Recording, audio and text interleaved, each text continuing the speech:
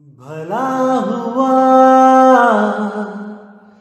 मेरी माला टूट गई, मैं राम भजन से छूटी। भला हुआ मेरी माला टूट गई, मैं राम भजन से छूटी। मेरे सिर से टली बला, भला हुआ मेरी माला टूट गई, मैं राम भजन से छूटी। मैं राम भजन से छूटी। तो मेरे भाइयों, आज जो हम वाणी लेने जा रहे हैं वो बहुत ही इंपॉर्टेंट वाणी है, बहुत ज्यादा इंपॉर्टेंट वाणी है, क्योंकि इस वाणी में एक काल दूत के बारे में जिक्र है जिसका नाम है रंभदूत।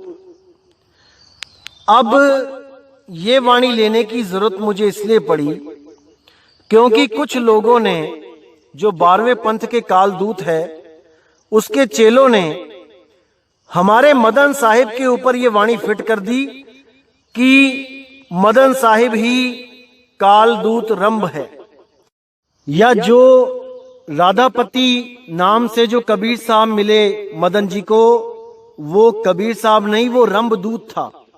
इन्होंने ऐसे करके वाणी प्रमाणित करी और क्या सबूत लिया उसमें? केवल एक शब्द कालिंजर, केवल एक कालिंजर शब्द लेकर इन्होंने अर्थ का अनर्थ कर दिया। जबकि कबीर साहब की पूरी वाणी में आज आपको बताऊंगा कि कैसे एक एक शब्द का, एक एक लाइन का कितना गूढ़ रहस्य है, उन सब को आज खोला जाएगा और इन कालदूतों के अज्ञान को करारा जवाब दिया जाएगा। तो देखते हैं भाइयों कि क्या है इस वाणी का अर्थ और कैसा अनर्थ करके आपके सामने पेश की गई ये वाणी। आइए देखते हैं। तो क्या कहती है वाणी? चार दूत कह नायक जानो, 12 पंथ कर अगवा मानो। इन्हीं चार जो पंथ चले हैं, उलट पुलट तिन्हू अर्थे हैं। 4 पंथ 12 कर मूला, वचन वंश कह हुई है सूला। सुनत वचन धर्मन घबराने, हाथ जोर विनती तिन ठाने। यानी वो 4 काल के दूत, उनको नायक जानो। नायक मतलब कि जितने 12 पंथ के जो कालदूत हैं वो इतना प्रचार नहीं कर पाएंगे, इतने लोगों को नहीं भरमा पाएंगे जितना ये 4 करेंगे, जितना ये चारों मिलके भरमाएंगे। करोड़ों लोग इनके साथ जुड़े होंगे, करोड़ों। इन्हीं के लिए बोला कि 12 पंथ कर अगुआ मानो। 12 पंथ से भी आगे ये लोग खड़े दिखाई देंगे।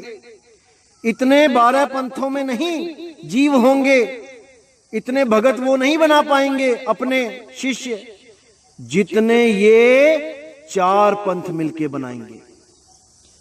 इन्हीं 4 जो पंथ चले हैं, उलट पुलट तिन्हू अर्थे हैं। यही जो 4 पंथ चलेंगे ये हर वाणी का उल्टा अर्थ बताएंगे। ऐसा अर्थ बताएंगे कि उसका सिर और पैर ही नहीं होगा। फिर कह रहे 4 पंथ 12 कर मूला, वचन वंश कहे हुई है सूला। यानी ये 4 और वो 12, ये जो पंथ चलेंगे ये वचन वंश के लिए शूल के बराबर होंगे। यानी कि जहां भी कबीर साहब किसी संत को चुनकर वचन देंगे उसको कि तुम नामदान बख्शो और मैं उस जीव की संभाल करूंगा, इसको वचन कहते हैं। उनके लिए ये शूल के बराबर हो जाएंगे। उनके लिए ये बहुत बड़ा रोड़ा अटकाएंगे, क्योंकि ये लोग वाणियों का गलत अर्थ करके जीवों को भरमा देंगे। ये लोग मना कर देंगे कि कबीर साहब बार बार आते नहीं हैं। ये कह देंगे कि कबीर साहब एक बार चले गए दोबारा कोई नहीं आ सकता, यानी कबीर साहब बार बार जीवों को चेताने नहीं आते हैं।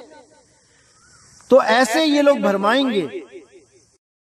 तो ये सुन के धर्मदास जी कहते हैं, सुनत वचन धर्मनि घबराने, हाथ जोर विनती तिन ठाने।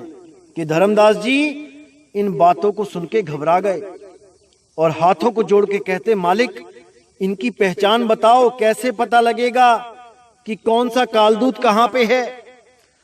तो पहले रंभ के बारे में कबीर साहब क्या बताते हैं, आइए देखते हैं। लेकिन मेरे भाइयों, मैं आपको फिर कहना चाहूंगा कि मैंने ये 4 कालदूतों के बारे में नहीं बताना था किसी को, क्योंकि इनको बताने या ना बताने से मुक्ति का कोई लिंक नहीं है। ऐसा नहीं है कि मैं ये नहीं खोलूंगा चारों को तो आपको मुक्ति नहीं मिलेगी, ऐसा बिल्कुल नहीं है। लेकिन कुछ एक काल के दूतों के जो चेले हैं, उन्होंने हमारे खिलाफ जो वीडियो बना दी है, उसको सुनकर कुछ एक भगत बार बार मुझसे अरदास कर रहे थे कि इसको एक बार क्लियर कर दो, इस रंभदूत वाली वीडियो को क्लियर कर दो। इसीलिए मजबूरी में मुझे ये बनाना पड़ रहा है, वरना मैं किसी गुरु का नाम नहीं लेना चाहता था। और मैं माफी चाहूंगा उन लोगों से जिनका नाम मुझे लेना पड़ रहा है। मैंने बिल्कुल नहीं लेना था, लेकिन इतनी मजबूरी हो गई है कि इसको खोलना ही पड़ेगा। तो क्या कहती है वाणी, धर्मदास मैं तो ही लखाऊं, 4 दूत कर भेद बताऊं, तिनकर नाम प्रथम सुन लीजिए, रंभ को रंभ जय विजय भनीजे। यानी मैं तुम्हें उन चारों के बारे में बताता हूं धर्मदास, जिनका नाम है रंभ कुरंभ जय और विजय। अब जो रंभदूत है उसके बारे में देखते हैं क्या बोलते हैं। रंभदूत कर करो बखाना, गढ़ कालिंजर रोपी है थाना। अब ये जो गढ़ कालिंजर है, ये हमारे देश में 5 जगह है। हरियाणा, राजस्थान, मध्य प्रदेश और 2 गांव हैं उत्तर प्रदेश में।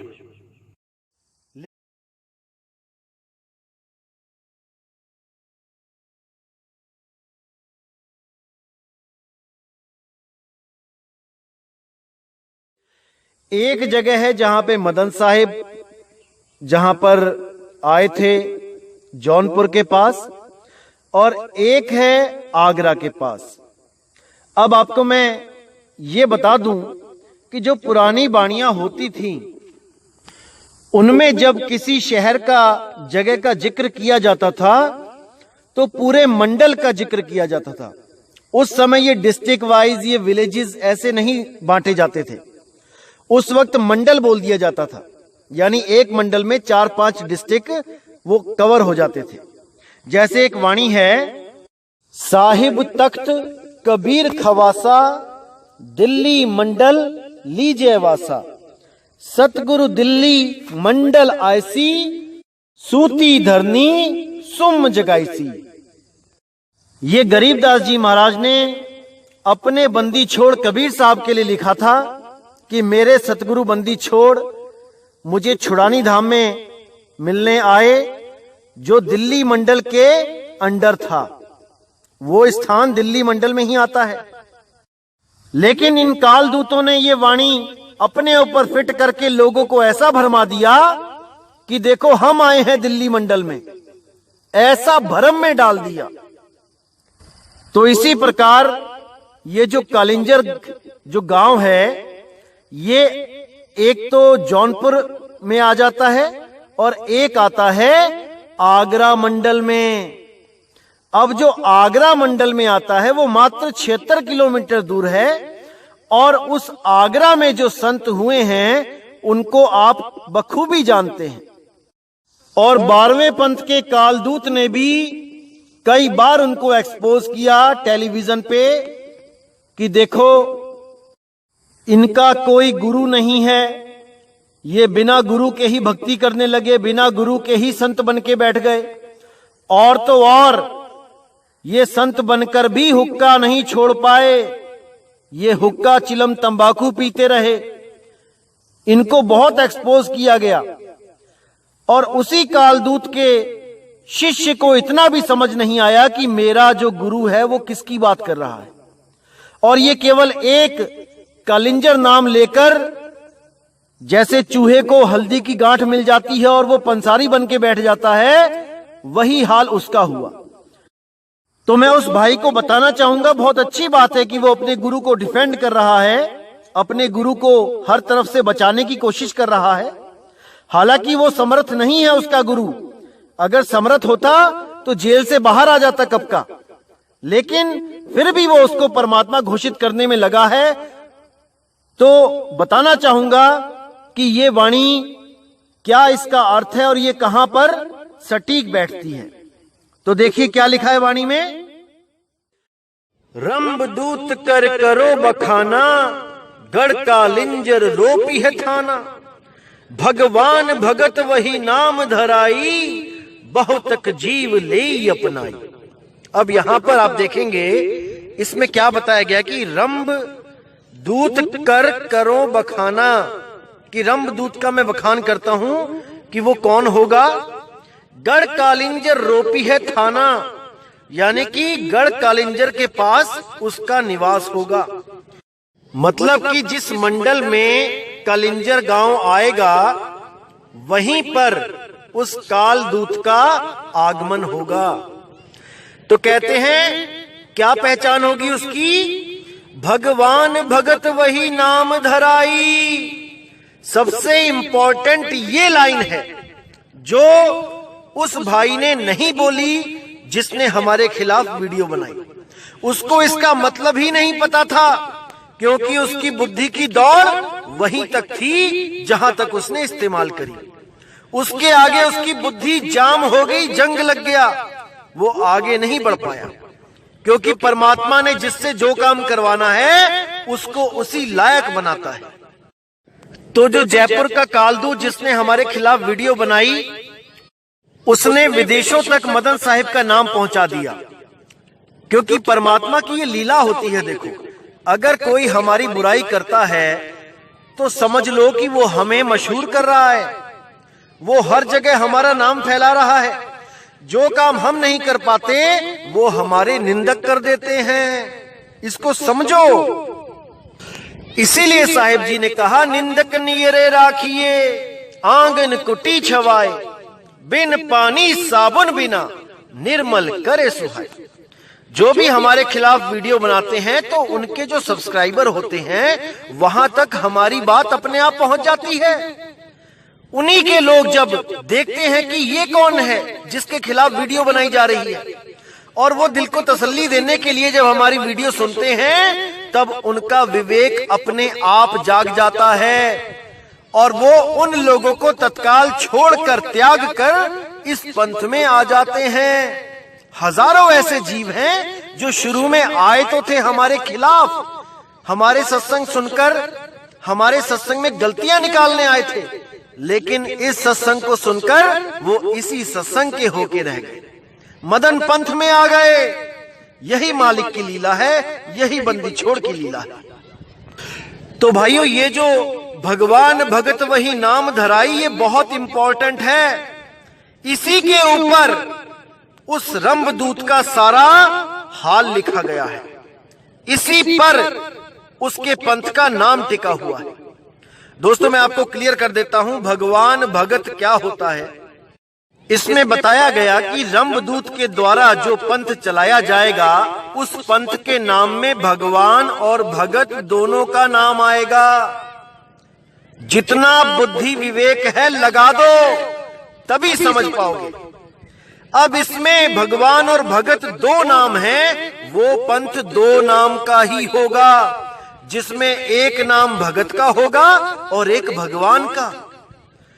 तो राधा स्वामी जो पंथ है, जो आगरा से चला है, जिस पंथ के गुरु का कोई गुरु नहीं है, जो नशे तक नहीं छोड़ पाया, उसके बारे में बताया गया है कि राधा स्वामी, ये दो नाम का जो है भगवान भगत का पंथ चलेगा।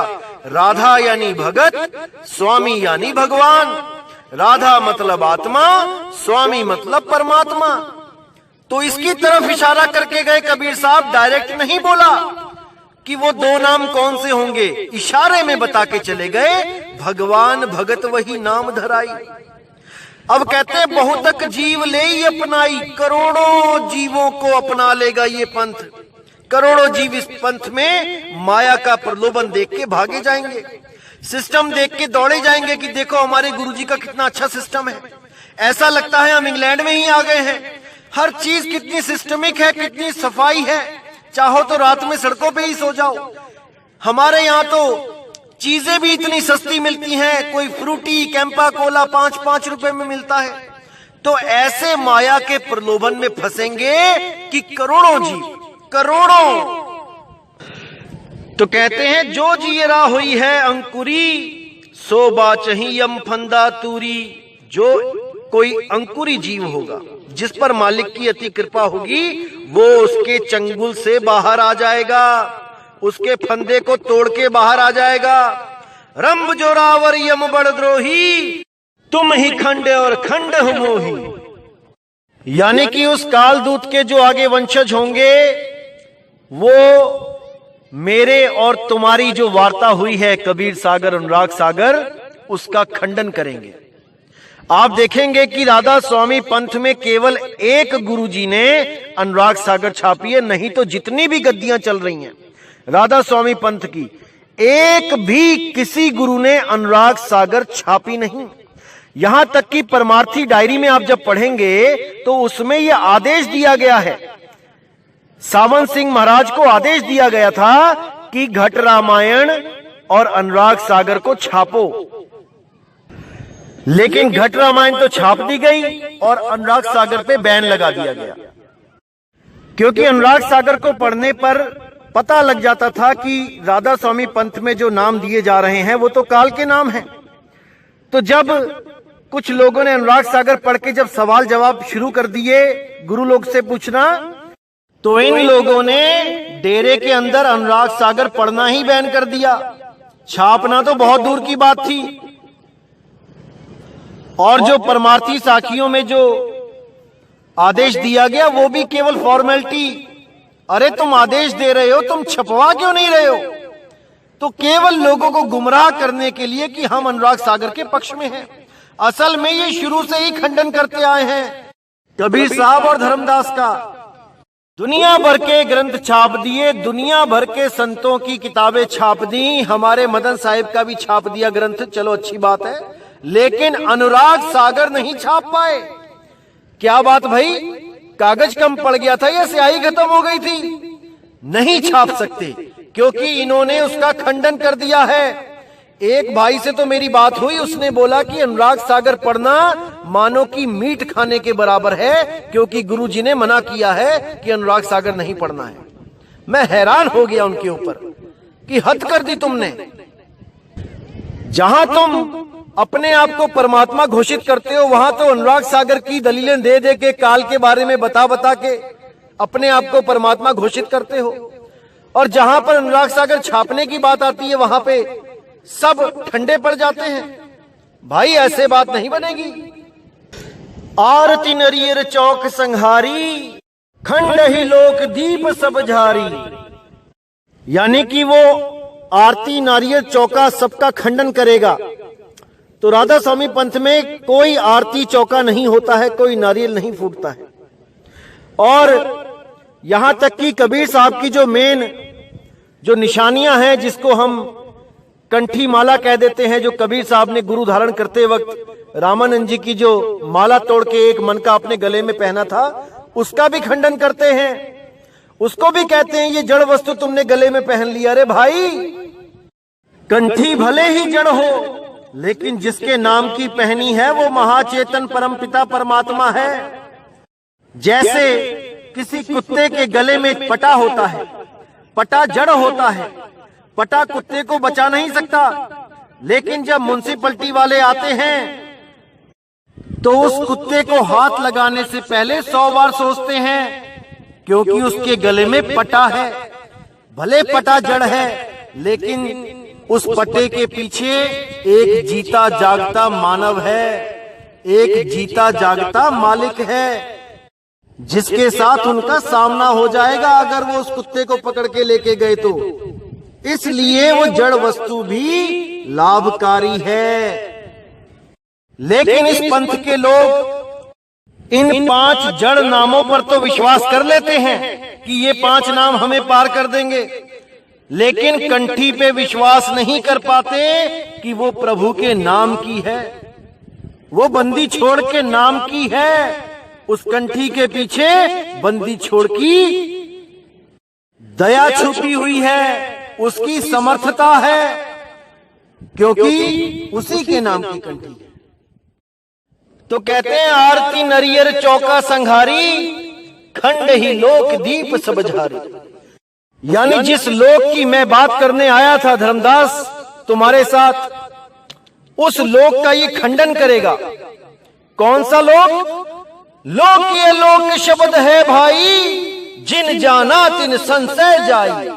ये पंथ इस शब्द लोक का खंडन करेगा और देह में जो नकली लोक बने हुए हैं उनका प्रचार करेगा।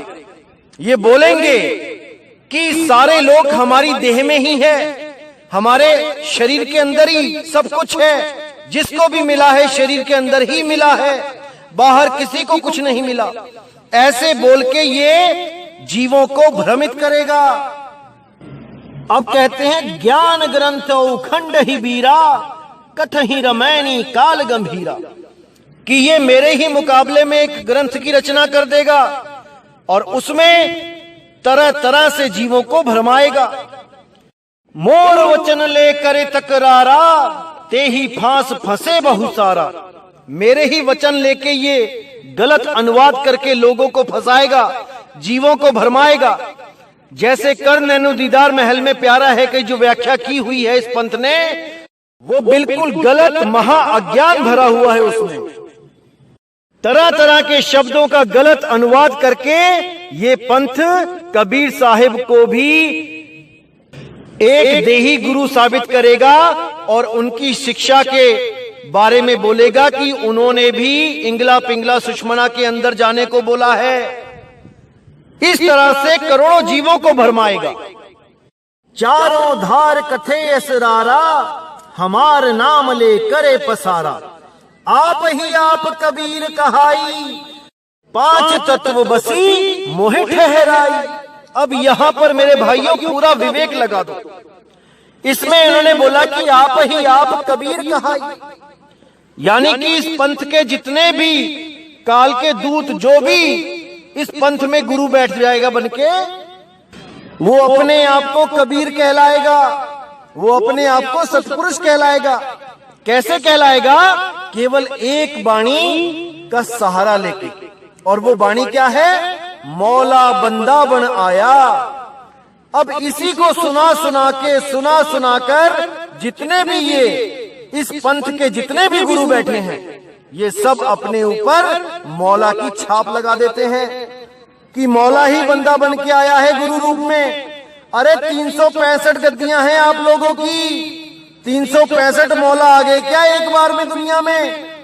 कोई विचार नहीं कर रहा, बस अपने अपने गुरु को मौला समझ के बैठे हैं, क्योंकि वो गुरु खुद ही सिद्ध करते हैं अपने आप को मौला।